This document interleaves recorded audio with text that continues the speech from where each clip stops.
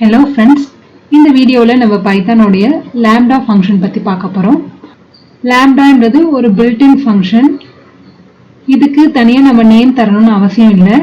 இது ஒரு anonymous function கூட சொல்லலாம். ஏன்னா நேம் இதுக்கு ஸ்பெசிஃபிக்கா இல்லாதனால anonymous function அப்படின்னு சொல்லலாம்.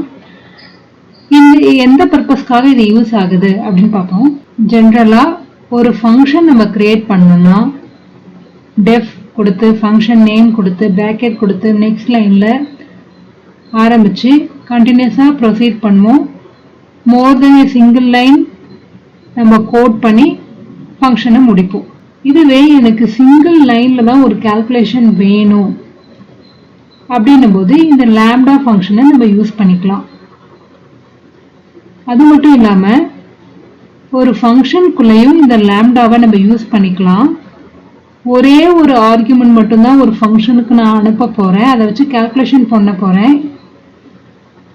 அந்த ஃபங்க்ஷனுக்குள்ள நான் இன்னொரு வேரியபிள் யூஸ் பண்ற போது எனக்கு அந்த வேரியபிளுக்கு ஃபங்க்ஷனோட ஆர்குமெண்டா பாஸ் பண்ணாம இந்த லாம்டாவை யூஸ் பண்ணியும் நம்ம அந்த வேல்யூவை ஃபங்க்ஷனுக்குள்ள கொண்டு வரலாம். லாம்டா இந்த பர்பஸ்க்காக தான் கிரியேட் பண்ணப்பட்டது, அதாவது ஒரு ஃபங்க்ஷனுக்குள்ள யூஸ் பண்ற பர்பஸ்க்காக.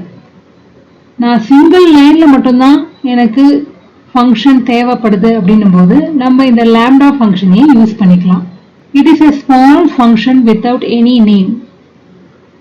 இது ஒரு anonymous function, can have multiple arguments but contain only one expression.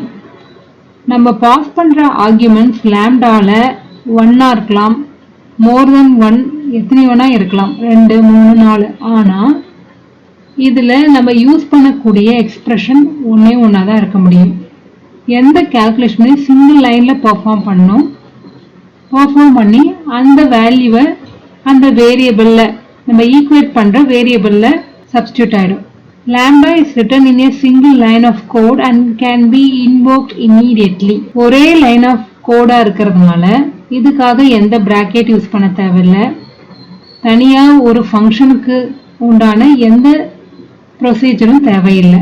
Once அந்த வேரியபிள் கொடுத்தோம்னா ஆட்டோமேட்டிக்கா இந்த லாம்டா ஃபங்க்ஷன் இன்வோக் ஆகும், கால் ஆகும். இதோட சின்டாக்ஸ் பார்க்கலாம். லாம்டா அப்படின்ற கீவேர்ட் யூஸ் பண்ணணும், தென் ஆர்குமெண்ட்ஸ் கொடுக்கணும், காலன் எக்ஸ்பிரஷன். இந்த ஆர்குமெண்ட்ஸ் எத்தனை ஒன்னா இருக்கலாம், 1 கம்பல்சரி தரணும், மோர் தென் 1 ஆகவும் இருக்கலாம். இந்த எக்ஸ்பிரஷன் பார்த்தீங்கன்னா ஒரே ஒரு எக்ஸ்பிரஷன் தான் இருக்கும், கண்டினியூ பண்ணக்கூடாது. கண்டினியூ பண்ற மாதிரி இருந்தா நம்ம ஒரு புது ஃபங்க்ஷனா தான் கிரியேட் பண்ணணும். ஒரு எக்ஸாம்பிள் பார்க்கலாம். லாம்டா கீவேர்ட் யூஸ் பண்ணி ஆர்குமெண்ட்ஸ், நான் ஒரே ஒரு ஆர்குமெண்ட்ஸ் கொடுத்துருக்கேன். எக்ஸ்பிரஷன் பார்த்தீங்கன்னா இந்த இடத்துல எக்ஸ்பிரஷன் கொடுத்துருக்கேன். இதை நான் ஒரு வேரியபிள்ல ஈக்குவேட் பண்றேன். So SQR square is equal to lambda X. Argument எக்ஸை பாஸ் பண்றேன். இந்த இடத்துல எக்ஸ்பிரஷன் பார்த்தீங்கன்னா எக்ஸ் ஸ்டார் எக்ஸ் கொடுத்துருக்கேன். Print square 9. ஸோ இதோட அவுட்புட் என்ன ஆகும்னா 81 நமக்கு கிடைக்கும்.